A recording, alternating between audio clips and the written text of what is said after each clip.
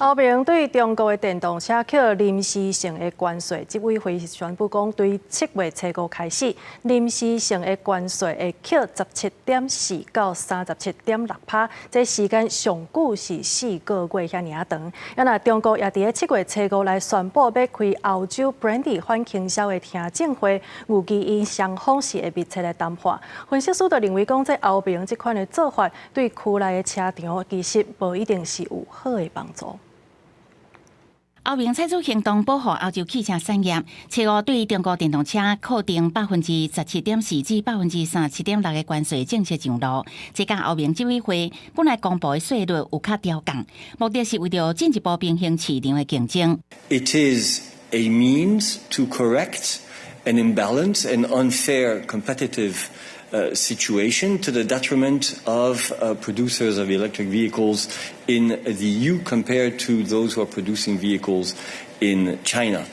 希望欧方同中方相向而行，展现诚意，抓紧推进磋商进程。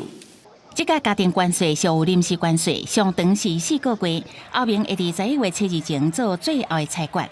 中国电动车厂比亚迪会互人扣定17.4%，吉利19.9%。上汽车集团是扣上悬37.6%的关税。其他中国电动车厂若配合欧盟调查，啊，毋过无互人抽验的，会互人征收20.8%的加权平均关税。无配合调查的企业，会互人加征收37.6%的关税。不过，欧盟内部对关税政策意见无同，分析师嘛认为安尼做恐惊会使中国电动车厂把目标转往东南亚甲拉丁美洲这市场。That doesn't make the companies inside that tariff wall more competitive. It makes them weaker in competition with the Chinese. I think retaliatory measures are definitely coming. Just a matter of in what form and factor.